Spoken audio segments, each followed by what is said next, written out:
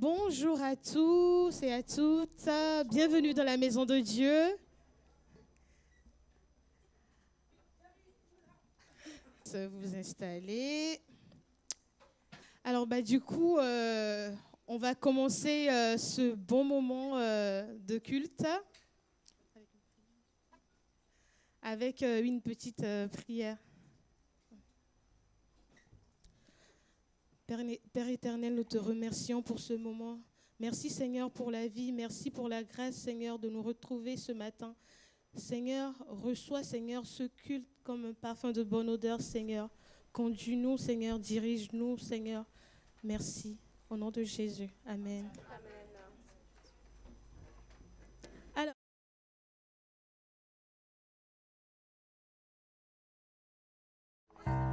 on est d'accord? Est-ce que tout le monde est prêt pour bondir de joie? Alors je vous laisse vous lever pour ceux qui le peuvent. Amen. Et les enfants, vous êtes là avec nous ce matin?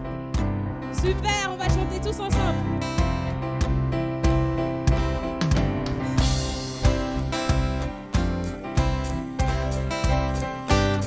Bondissez de joie, louez le Seigneur. Bondissez de joie, louez le Seigneur. Bondissez de joie, louez le Seigneur. Bondissez de joie, louez le Seigneur. Son amour infini n'a pas de fin et son règne éternel durera jamais. Son amour infini n'a pas de fin et son règne éternel durera jamais. La la la la la la la. La la la la la la la. La la la la la la. La la la la la. On reprend. Bondissez de joie, louez le Seigneur. Bondissez de joie, louez le Seigneur. Son amour infini n'a pas de fin et son règne éternel durera jamais. Son amour infini n'a pas de fin et son règne éternel durera jamais. La la la la la la. La la la la la la. La la la la la la. La la la la la la. Bondissez de joie, louez le Seigneur. Bondissez de joie, louez le Seigneur. Son amour infini n'a pas de fin et son règne éternel durera jamais. Son amour infini n'a pas de fin et son règne éternel durera jamais. La la la la la la. La la la la la la. La la la la la la. La la la la la la. Bondissez de joie, louez le Seigneur. Bondissez de joie, louez le Seigneur. Son amour infini n'a pas de fin et son règne éternel durera jamais. Son amour infini n'a pas de fin et son règne éternel durera jamais. La la la la la la la. La la la la la la la. La la la la la la la. La la la la la la. Amen.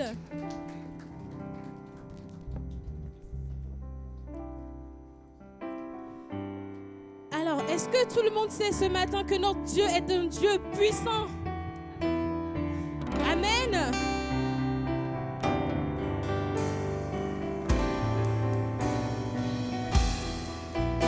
Car Dieu est un Dieu puissant, il règne de son saint lieu avec sagesse, amour, oui.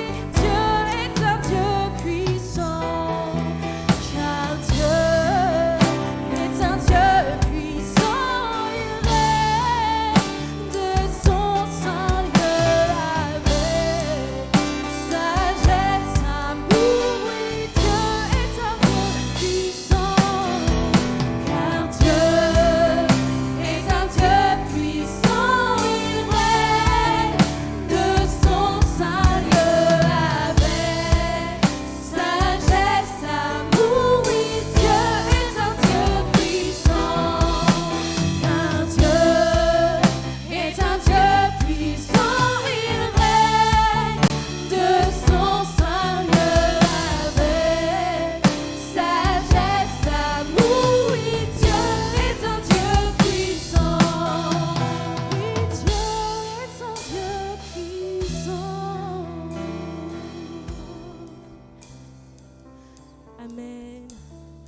Reçois, Seigneur, notre adoration ce matin. Nous te louons, Seigneur, nous te magnifions, car toi seul es digne de louange, Seigneur.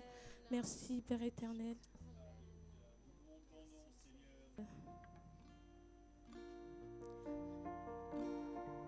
Le nom de notre Seigneur est tellement grand.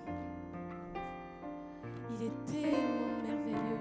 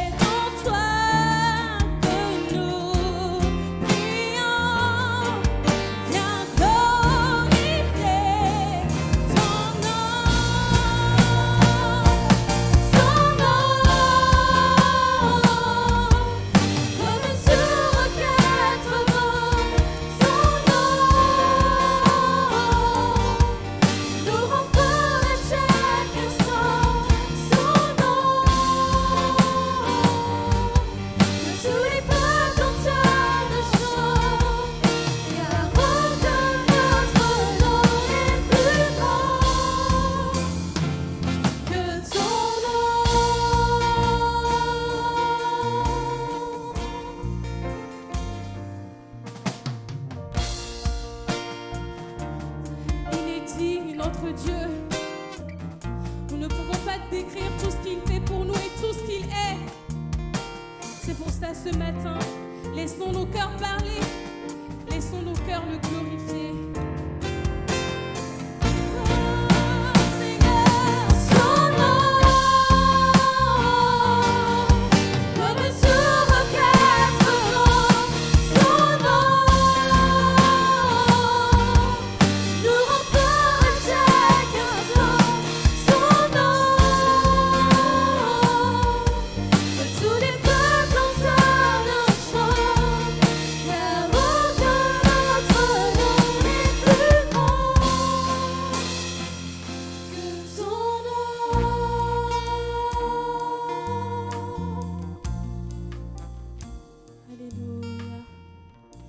Cette atmosphère l'agneau a été immolé pour nos péchés, pour ôter le péché du monde entier. Amen.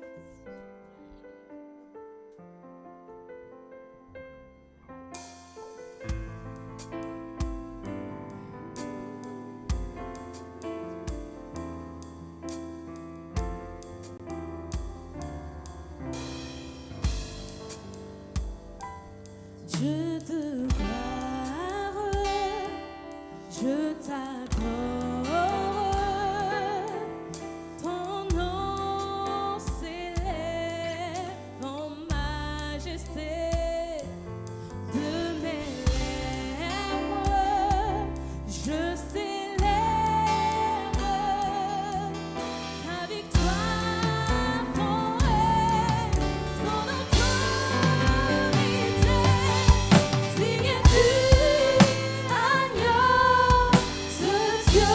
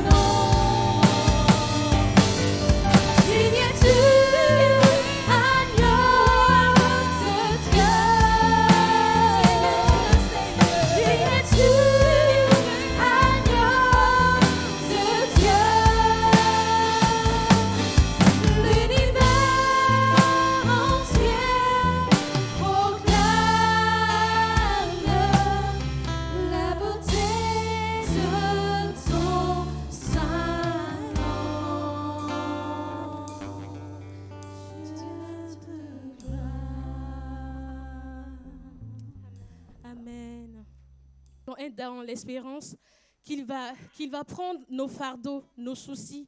Amen. Est-ce que vous le croyez ce matin? Amen.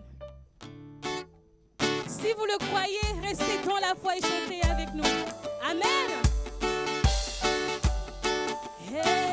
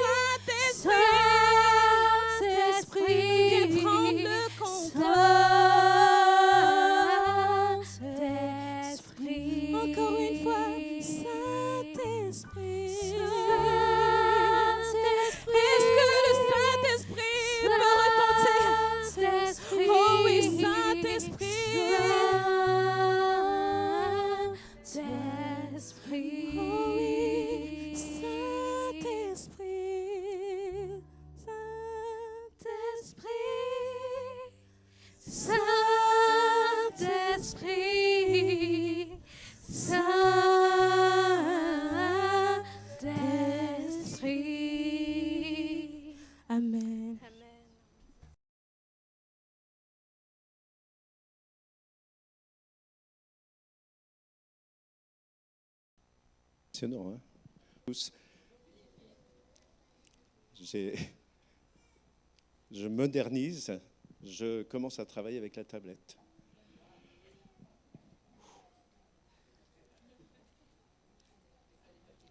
Donc, bon, j'ai quand même, oui, j'ai le secours. Ma confiance est limitée. Envers le Seigneur, pas, mais envers ma tablette, oui. Donc, content de vous voir ce matin, content de partager avec vous. Voilà, je voudrais partager avec vous ce qui est dit dans Matthieu au chapitre 5 et au verset 9, d'être un artisan de paix. Vous savez que j'aime beaucoup le mot artisan, parce que dans le mot artisan, il y a art. Hein? C'est-à-dire qu'on ne fait pas le travail n'importe comment, on fait quelque chose de beau. Et artisan de paix, une belle paix. Et donc, ici, dans Matthieu, au chapitre 5, au verset 9, il est écrit ceci, dans la version Bible du Semeur, « Heureux ceux qui répandent autour d'eux la paix, car Dieu les reconnaîtra pour ses fils. » Et puis, il y a d'autres formules qui disent « Heureux ceux qui procurent la paix. » Et il y a celle que j'aime bien aussi, « Heureux les artisans de paix ». C'est celle que j'ai retenue. Mais il y a aussi cette expression qui dit « Heureux ceux qui font la paix autour d'eux ». Et j'aime beaucoup cette expression-ci qui parle de proximité. Hein? Parce que c'est vrai qu'on parle de la paix, tiens, ça serait bien que les Russes et les Ukrainiens fassent la paix.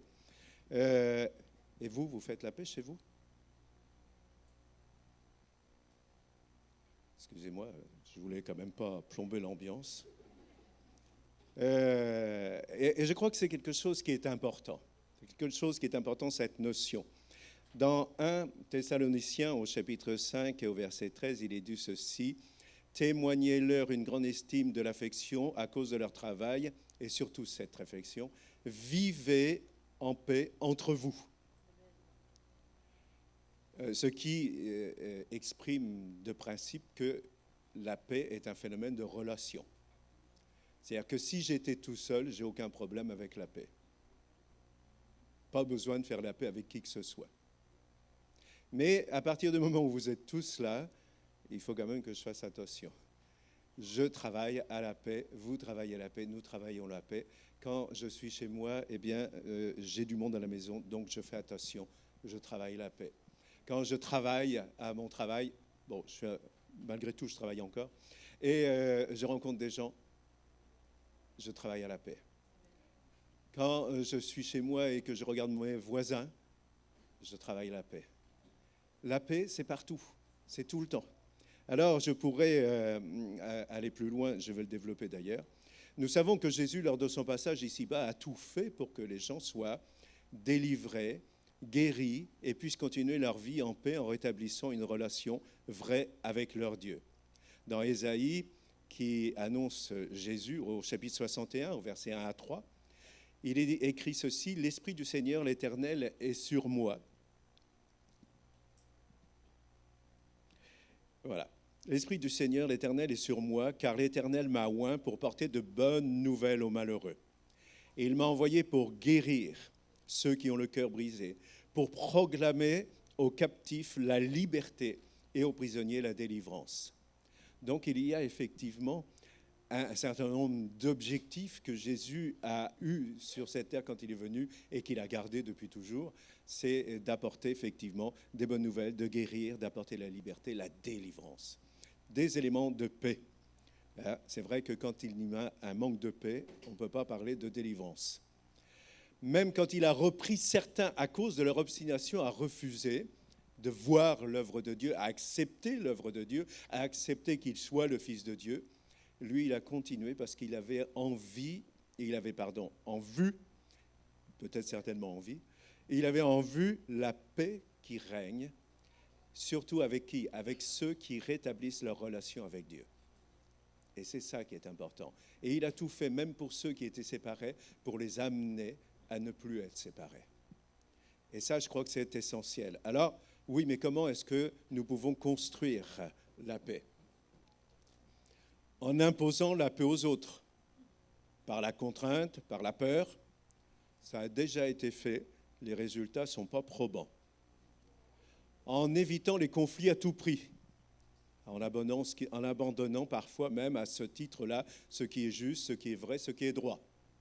Ça a déjà été fait, ça ne porte pas beaucoup de fruits.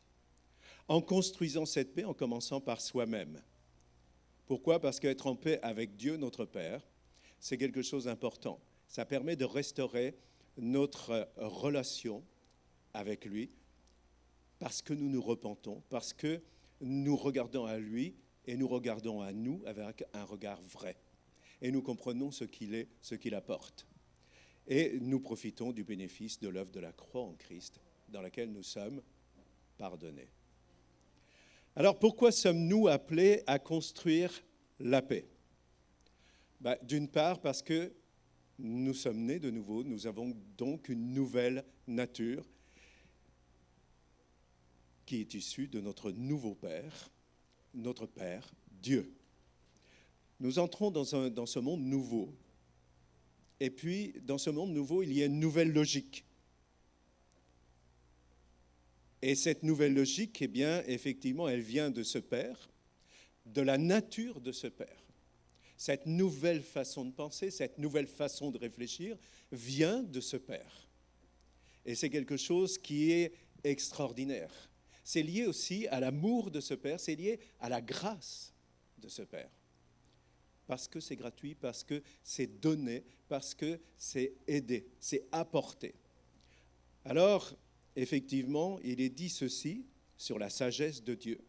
La sagesse d'en haut, Jacques, chapitre 3, verset 17, la sagesse d'en haut est premièrement pure, ensuite pacifique, modérée, conciliante, pleine de miséricorde et de bons fruits, exempte de duplicité, d'hypocrisie. C'est pas mal comme programme, non ? Et effectivement, quand on parle de Dieu, dans 1 Corinthiens, chapitre 14, au verset 33, il est dit de lui, car Dieu n'est pas un Dieu de désordre, mais c'est un Dieu de paix, comme dans les églises des saints. C'est un Dieu de paix. Et Jésus, qui est vraiment le centre de notre vie, parce que c'est autour de lui que s'articule notre nouvelle naissance.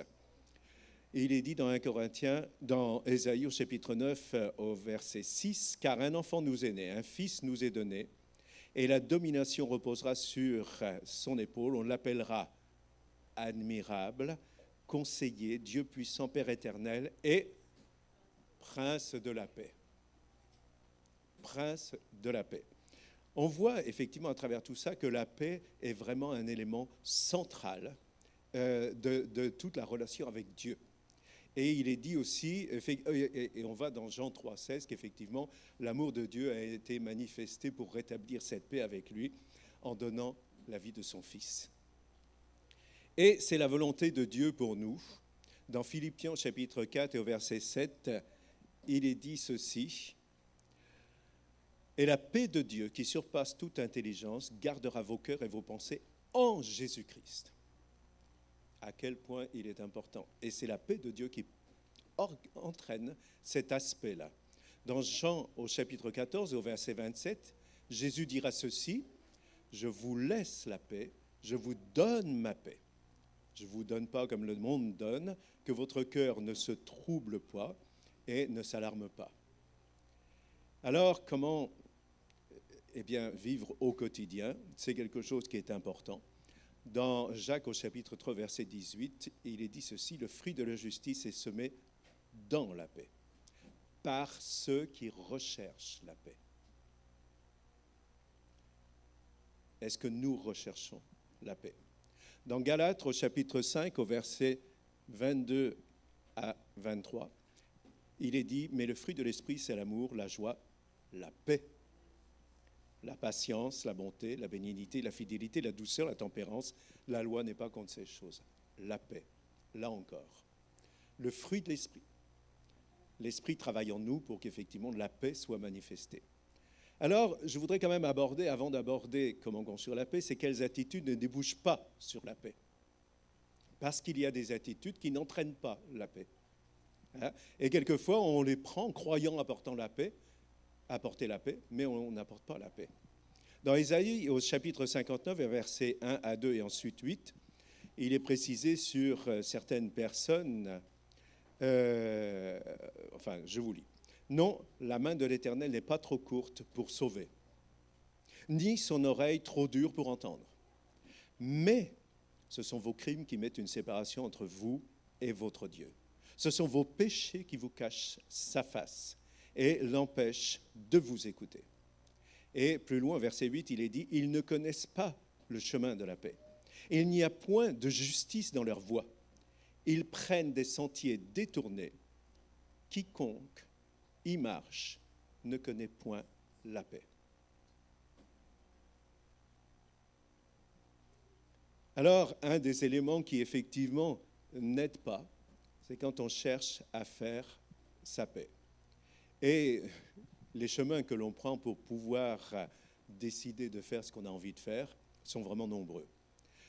Il est malheureux parfois, et j'ai testé, je peux vous le dire, vouloir avoir raison à tout prix. Vous savez, on a des argumentations, etc. Mes expériences, j'en ai avec de nombreux, mais celles qui m'ont fait le plus souffrir, c'est celles avec ma bien-aimée, où j'ai voulu avoir raison à tout prix, et elle aussi. Je vous dis tout de suite, ça n'apporte pas la paix. Il y a un autre exemple plus extraordinaire, il y a Pharaon. Je ne veux pas me comparer à Pharaon, mais Pharaon s'est obstiné, il voulait avoir raison. Lui, non seulement il n'a pas eu la paix, mais il a eu la mort. Noyé. L'autre aspect qui est nuisif, c'est ne pas tenir compte de l'autre. Hein, c'est-à-dire, on suit son chemin, on ne tient pas compte de l'autre. Pourtant, l'autre, il a une valeur, il a des choses en lui, il a une richesse. Si on lui prête attention, on peut recevoir.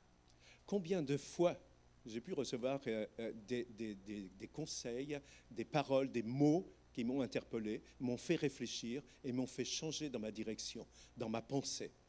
Que ça soit de ma bien-aimée, que ça soit de quelques-uns d'entre vous, certains d'entre vous, que ça soit d'écouter ou de lire des livres, j'ai entendu des choses et je me suis rendu compte que ça pouvait m'aider. Bien sûr, je n'ai pas pris comme ça, comme argent comptant, tout ce qu'on me dit. Hein? Si vous pensez pouvoir m'influencer comme ça, je suis désolé, ça ne marche pas comme ça. Ne nous laissons pas faire. On vérifie quand même si tout ça a du sens. Mais ne pas rejeter de premier abord, on ne sait jamais. Ou alors, est-ce qu'on a cette attitude de considérer que l'autre n'a rien à nous apporter parce qu'on sait tout? Peut-être ce n'est pas une bonne chose.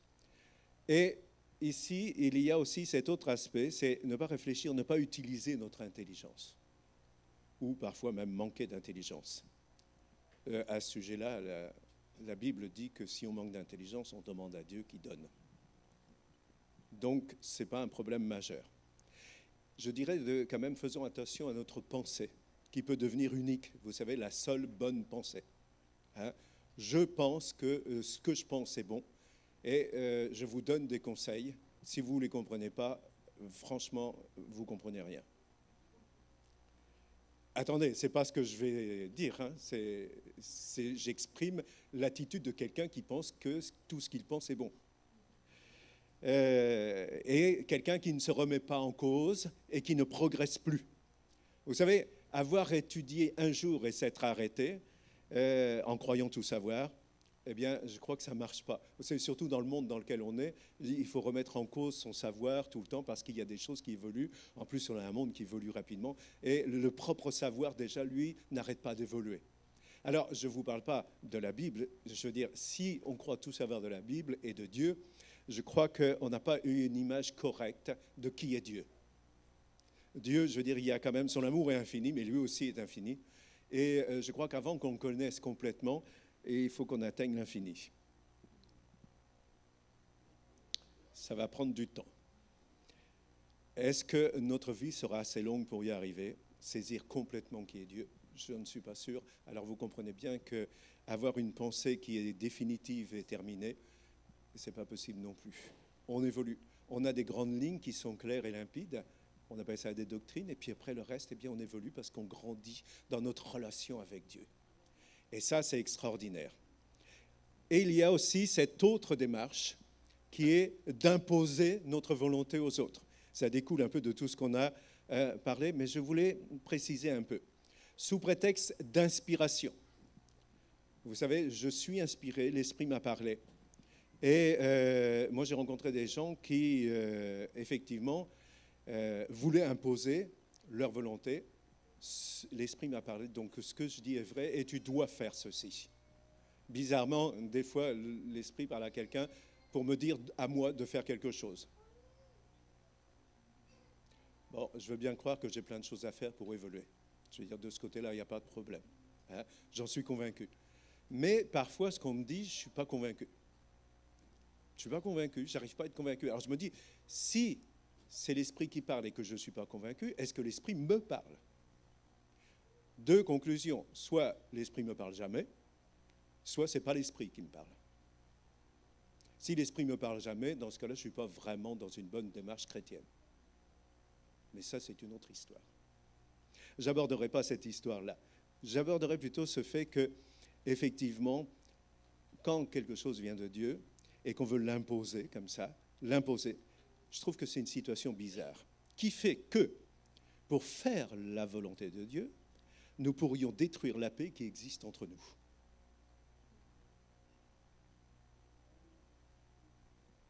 Il y a certainement d'autres manières de partager la volonté de Dieu. Je le crois. Je le crois parce qu'effectivement, Dieu est un Dieu de paix. Hein, et il construit la paix. L'autre aspect, c'est ne pas attendre l'action de Dieu. Ça, je peux vous dire que j'ai testé aussi. Hein. Je croyais que Dieu voulait que je fasse certaines choses et que je n'attende pas que les portes s'ouvrent. Pourquoi? Parce qu'un homme de foi, il avance. Hein, et il ouvre les portes parce que c'est un homme de foi. Et je suis un homme de foi, donc j'ouvre les portes. Je force un peu. Alors, dans ce cas-là, ça fait mal. Ça fait vraiment mal. J'ai essayé de convaincre certaines personnes que Dieu, c'était vraiment merveilleux et que la foi, c'était quelque chose d'extraordinaire. Et ils n'avaient pas le choix, il fallait qu'ils croient. Ça n'a pas marché. Ça n'a pas construit la paix entre nous non plus. Ne serait-ce pas parfois cet orgueil qui est prêt à se manifester en permanence dans notre vie? Hein? Je fais ceci, j'arrive à faire cela, j'ai fait cela. Je rappelle quand même que derrière nous, c'est Dieu. Hein? Et s'il n'est pas derrière nous, ce n'est pas Dieu. Et si c'est que nous, ça ne vaut rien. Par tous les moyens aussi. Hein, parfois, la paix que nous voulons imposer aux autres, ceux qui la refusent, et qu'on finit par croire qu'ils s'opposent à nous, par juste plaisir de s'opposer à nous, nous amène à utiliser des moyens que nous n'accepterions pas qu'on utilise sur nous-mêmes. Du harcèlement, hein, on veut que notre volonté soit faite. La colère, parce qu'on n'obtient pas ce que l'on veut. La violence, car on ne supporte pas de ne pas avoir ce que l'on veut. Alors, effectivement, ça arrive, hein. Oh, ce n'est pas toujours fait aux yeux de tout le monde parce qu'effectivement, ce ne sont pas des attitudes reconnues comme chrétiennes. Mais parfois cachées, hein, discrètes, personne n'est au courant. Ceci mis à part, il y a ce genre de manifestation qui peut exister. Et ça, ce n'est pas une manifestation de construction de paix. Cherchez tout ce qui confirme ce qu'on veut croire. Bien sûr, effectivement, on rencontre des oppositions à nos projets de paix. Et ça nous amène à nous poser des questions, à chercher des réponses. Et comme beaucoup d'entre nous, peut-être, nous cherchons des réponses qui vont aller dans notre sens, qui vont conforter notre choix. Et c'est, si possible, je veux dire, ce qui se passe, c'est que si on voit des réponses qui ne vont pas dans notre sens et qui montreraient qu'on a tort, on les rejette. On va en chercher d'autres. Pourquoi? Parce que nous voulons justifier ces choix. Hein? Nous voulons que nos choix soient justes. C'est important. Et on a de la chance, on a Internet de nos jours. C'est beaucoup plus facile pour faire des recherches. Et alors là, pour trouver des choses qui vont dans notre sens, c'est facile. Hein? Je veux dire, on trouve tout, le mensonge, la vérité, tout, sauf que pour arriver à distinguer les deux, il faut l'esprit. Et pourtant, je voudrais quand même vous dire une chose, ce n'est pas le nombre de croyants dans un concept, une idée, qui crée la vérité. Hein? Si on est suffisamment nombreux à croire à un mensonge, ça n'en fait pas une vérité. Eh oui, eh oui. Ah oui, mais un tel, eux, ils disent la même chose que moi. Ben ouais, tant mieux pour toi. Ce n'est pas une bonne voie. Là encore, il faut réfléchir, utiliser son intelligence. Pourtant, il est dit que dans 2 Timothée au chapitre 4 et au verset 3, il viendra un temps où les hommes ne supporteront pas la saine doctrine, mais ayant la démangeaison d'entendre des choses agréables, ils se donneront une foule de docteurs selon leurs propres désirs. Selon leurs propres désirs. Alors, bon, ça m'amène quand même à quelque chose de plus constructif. Comment amener la paix autour de nous? Elle est définie par la parole de Dieu. Dans Jacques, au chapitre 3, verset 17, je reprends ce verset. Au contraire, la sagesse qui vient d'en haut est en premier lieu pure. De plus, elle aime la paix. Elle est modérée et conciliante, pleine de compassion. Elle produit beaucoup de bons fruits. Elle est sans parti pris et sans hypocrisie. Bon, j'ai changé de version, histoire de donner un peu de goût à tout ça. C'est la Bible du Semeur.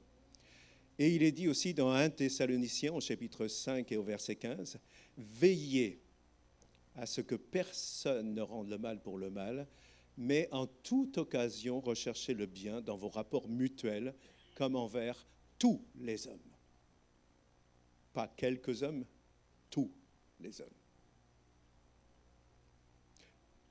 Hommes est dans un sens général, hommes et femmes, bien entendu. Vaste programme. On le voit bien, comme je le disais tout à l'heure, la paix concerne les relations humaines. Quand, où, simple, tout le temps, en tout lieu. En déplacement, en maison, en travail, en famille, en voisinage, tout type de relations. La meilleure attitude, c'est ne pas chercher son propre intérêt, mais faire confiance à Dieu pour diriger notre vie dans le sens qui lui convient. Dans Romains chapitre 8, verset 28, il est dit ceci, « Nous avons du reste, que toute chose concourt au bien de ceux qui aiment Dieu, de ceux qui sont appelés selon son dessein, de ceux donc qui entrent dans son œuvre, ceux qui sont artisans de paix. Toute chose concourt au bien. » Donc effectivement, on fait confiance à Dieu. Chercher notre propre intérêt, ce n'est pas grave, Dieu lui s'en occupe. En abandonnant ses droits. Pourquoi ? Parce qu'on sait que Dieu prendra notre défense quand cela sera nécessaire. Dans Romains chapitre 12, versets 18 à 19, il est écrit ceci, « S'il est possible, autant que cela dépende de vous, soyez en paix avec tous les hommes. Et surtout, ne vous vengez point vous-même, bien-aimés, mais laissez agir la colère, car il est écrit, « À moi la vengeance, à moi la rétribution, dit le Seigneur. » Le Seigneur règle les comptes. Pas nous. Nous, on travaille à la paix. Et ça, c'est quelque chose qui est important. Il y a cette autre attitude qui est importante, c'est de ne pas fuir devant les problèmes. Est-ce que, comme moi, vous avez des problèmes dans votre vie ? J'en ai. Bon, c'est pas la peine de lever la main, j'ai confiance.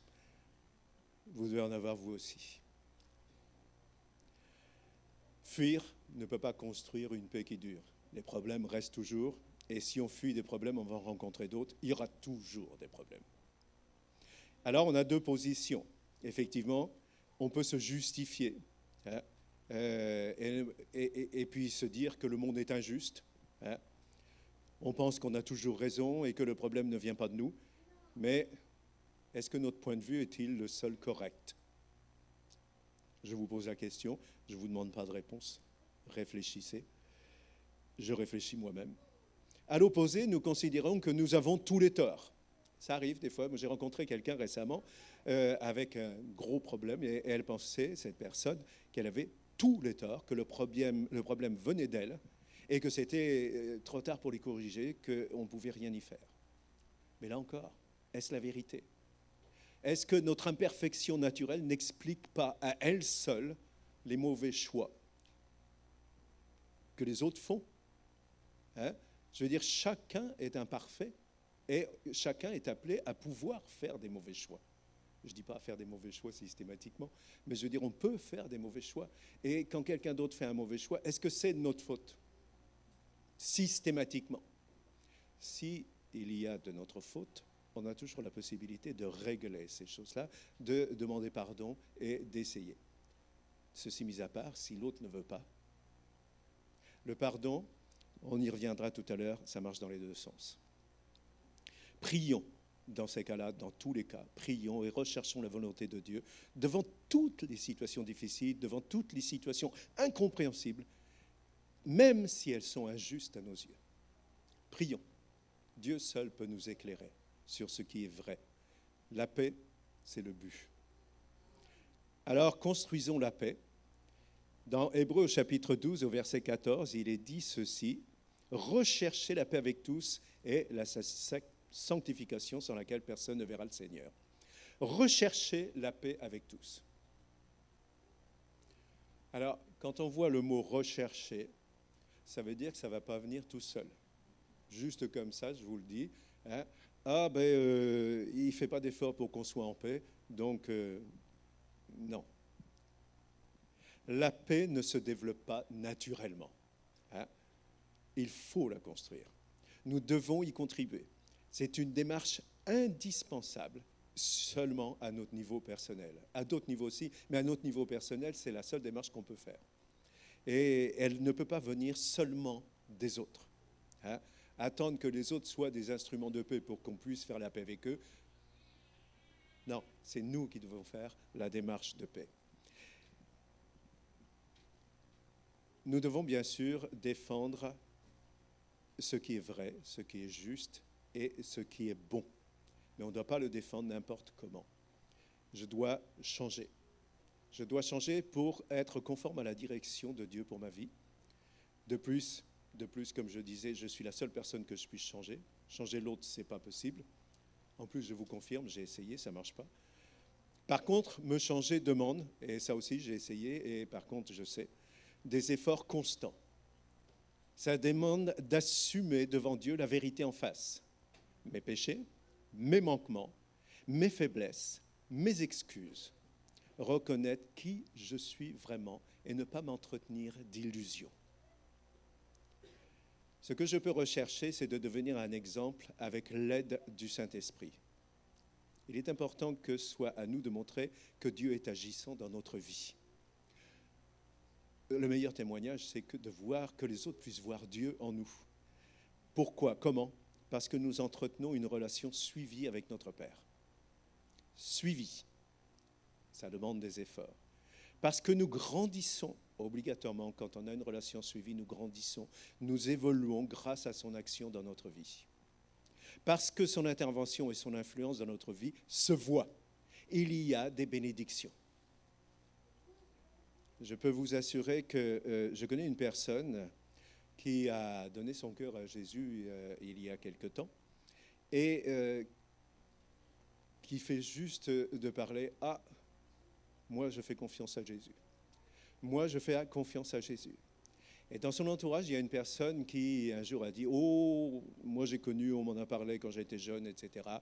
Moi je n'ai pas vraiment confiance, etc. » Mais la relation étant bonne, artisans de paix, elles ont continué à se fréquenter.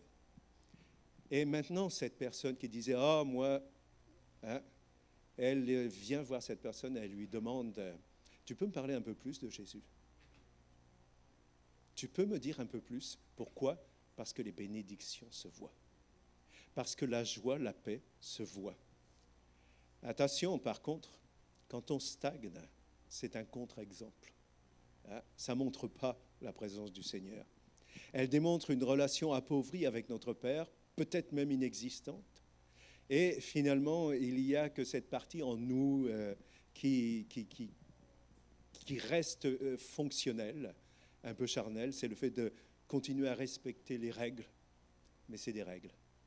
C'est plus l'esprit des choses, c'est plus le plaisir, c'est plus la paix, ce n'est plus la joie. Et puis il y a cette chose dont je parlais tout à l'heure, ma capacité à pardonner doit toujours être vivante. C'est la seule possibilité pour ouvrir la porte à la paix. Sans pardon, il ne peut pas y avoir de paix. Dans Colossiens au chapitre 3, verset 13, il est dit ceci, « Supportez-vous les uns les autres, et si l'un a sujet de se plaindre de l'autre, pardonnez-vous réciproquement. De même que Christ vous a pardonné, pardonnez-vous aussi. » Réciproquement. Ça nous concerne, nous qui marchons avec le Seigneur, se pardonner réciproquement. Ça veut dire quoi réciproquement? C'est je te pardonne, tu acceptes mon pardon. Hein? Tu me demandes pardon, j'accepte ton pardon. On se pardonne réciproquement. Et ça, c'est important. Moi, j'ai vu des gens qui demandaient pardon et les autres n'acceptaient pas le pardon. Et qui repartait heureux? Celui qui avait demandé pardon, il était un peu triste parce que l'autre ne comprenait pas. Mais l'autre, il était vraiment triste et malheureux. Pas en paix. Et je dois accepter l'autre, je dois apprendre à accepter l'autre tel qu'il est. Je dois accepter de ne pas pouvoir le changer. Et donc, je ne veux pas le changer à tout prix. Je veux apprendre à vivre avec. Je veux l'écouter avec attention. Je veux chercher à le comprendre. Mais je garde dans ma tête la vision, non pas de ce qu'il est, mais de ce qu'il pourrait être avec Dieu agissant dans sa vie. Parce que ça, c'est quelque chose d'important. Dieu change les gens. Ne rejetons personne. Et Philippiens 2:3 rajoute une dimension à ceci. Ne faites rien par esprit de parti ou par vaine gloire, mais que l'humilité vous fasse regarder les autres comme étant au-dessus de vous-même. Soyons humbles devant tous. Et bien sûr, prions pour que le règne de Dieu arrive et que sa volonté soit agissante dans la vie de tous. La vie des autres, mais ma vie aussi, bien entendu. Pourquoi? Parce que Dieu seul peut changer les cœurs. C'est pour ça qu'on va vers Dieu. C'est pour ça qu'on crée et on entretient une relation avec Dieu. Parce qu'il change nos cœurs, chose que nous ne pouvons pas faire. Vous avez essayé? Moi aussi. Ça ne marche pas terrible. Alors, je voudrais conclure sur ces 3 versets. L'exemple ultime, c'est Jésus. Dans 1 Pierre au chapitre 2, versets 21 à 23, il est dit ceci. « C'est à cela que Dieu vous a appelé, car Christ aussi a souffert pour vous, vous laissant un exemple pour que vous suiviez ses traces. Il n'a commis aucun péché, ses lèvres n'avaient pas produit la tromperie. Mais écoutez bien, injurié, il ne ripostait pas à l'injure. Quand on le faisait souffrir, il ne formulait aucune menace, mais il remettait sa cause entre les mains du juste juge. » C'est une démarche que chacun d'entre nous peut faire, sans difficulté, à condition d'accepter que le vieil homme soit vraiment mort. Pas la peine de le réveiller. La paix, c'est aussi une œuvre de longue haleine, et il ne faut jamais abandonner. 1 Pierre au chapitre 3, au verset 10 à 11, « Si quelqu'un, en effet, veut aimer la vie, j'aime bien cette notion, et voir des jours heureux, qu'il préserve sa langue du mal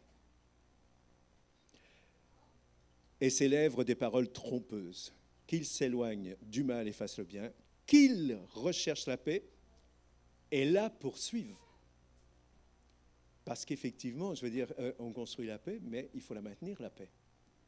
Il faut la maintenir. C'est fragile, la paix. C'est une œuvre constante. Et enfin, c'est quelque chose qui est agréable à Dieu. Car il est écrit dans Romains au chapitre 14, versets 17 à 19, « Car le royaume de Dieu, ce n'est pas le manger et le boire, mais la justice, la paix et la joie par le Saint-Esprit. » Moi, j'aime bien cette notion, la justice, la paix et la joie. Le royaume de Dieu, j'aime ça. « Celui qui sert Christ de cette manière est agréable à Dieu et approuvé des hommes. Ainsi donc, recherchons ce qui contribue à la paix et à l'édification mutuelle. » recherchons ce qui construit la paix entre nous, recherchons à ce qui nous permet de nous rapprocher de Dieu, les uns et les autres. Alors, poursuivons la paix ensemble. Amen. Seigneur, je voudrais vraiment te remercier pour cette œuvre que tu nous donnes, Seigneur, d'entrer dedans, Seigneur, cette œuvre de paix, Seigneur. Nous voudrions voir la paix dans ce monde, Seigneur, mais toi, tu nous donnes les moyens d'être en paix et de construire la paix. Alors oui, Seigneur, nous voulons vraiment te laisser manœuvrer, agir dans notre vie pour que la paix existe, Seigneur, que la paix soit manifestée autour de nous, soit manifestée parmi nos bien-aimés, Seigneur, parmi nos familles, Seigneur, notre travail, nos voisins, Seigneur, notre Église, Seigneur, que vraiment chacun nous puissions contribuer à cette paix. Aide-nous par ton esprit. Au nom de Jésus, je t'ai prié. Amen. Amen.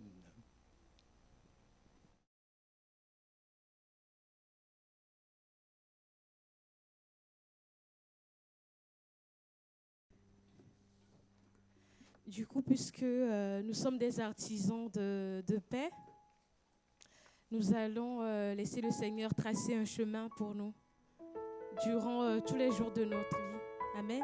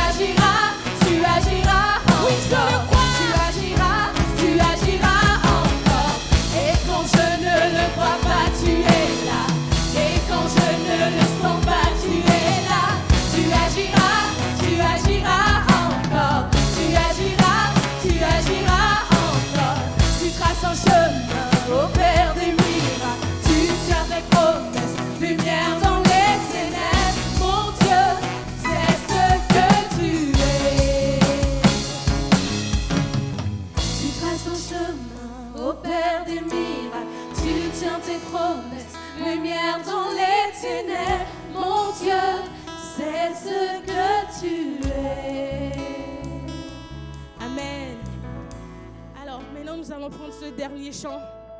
Amen.